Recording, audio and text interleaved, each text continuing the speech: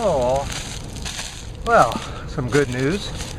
Yes, I was able to fix the problem with the old editing system, so now we're back on it. What the problem was, I have a Windows XP machine. 2006 is the date of the equipment. Pentium, old Pentium chip.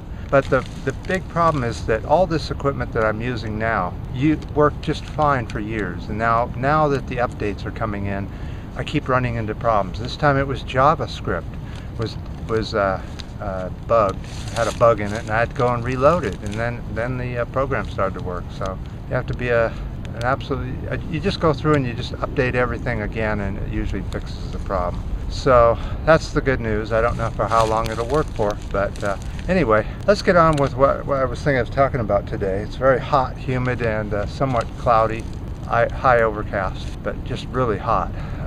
Okay, what I wanted to talk about was what's happening in the oceans.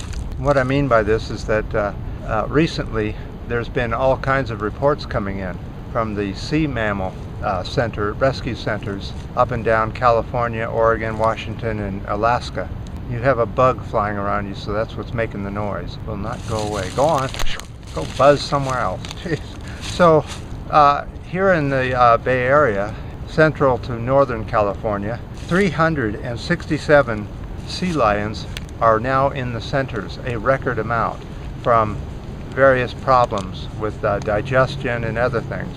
But that's not all. 600 sea lions are sick and have a disease that may kill them. And north of San Francisco, the orchids and the whales are in really big trouble. They can't seem to find enough food, and they're possibly what they're calling an El Nino effect, but it's also being blamed mostly on, guess what? Yes, oil and gas drilling, because of severe pollution in all three oceans, the Pacific, the Gulf of Mexico, and the Atlantic. All three are having trouble, such as in the Atlantic, the manatees and the dolphins are beaching themselves, trying to get away from this toxic fluids that are in. But you also have to remember what happened with Fukushima. And if you remember, just not too long ago, we had a massive amount of starfish dying off and fish all up and down the coast. So that brings me to a little something I was thinking about. I saw a television show probably 4 years ago where the person was talking about the dangers coming to the oceans at that time. And at the end of the program, she said, you know, a lot of scientists do believe that the ocean is living. And if this ocean is living and thinking, then it knows exactly what humans are doing to it. What do you think the ocean's going to do about it? And I thought about that, and I thought, oh, that is quite a thought, isn't it? If you know, a lot of people think the world is, you know, our planet is living from the center all the way to the outer atmosphere, and in a way it is. It's full of life most of the way down, or several miles down into the Earth. Of course, where the molten magma is, I don't think there's much life down there, and the pressures are so high. But what can we do about all this? Of course, as I've said before, start riding a bicycle if you possibly can. Drive a lot less.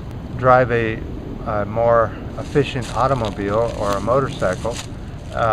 Whatever you can do, you know, just think of everything you do and use is made out of mostly fossil fuel. What can you do with less and still have a good lifestyle? So that would be my thoughts on the whole thing.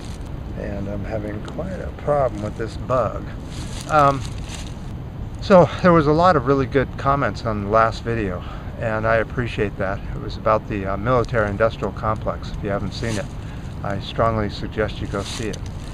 And we also got a lot of new subscribers and some thumbs ups and some thumbs down and comments, and I surely appreciate everything. If you guys could go down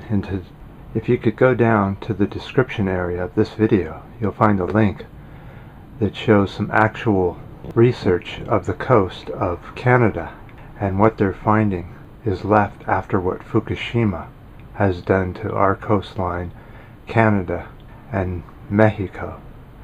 And until next time,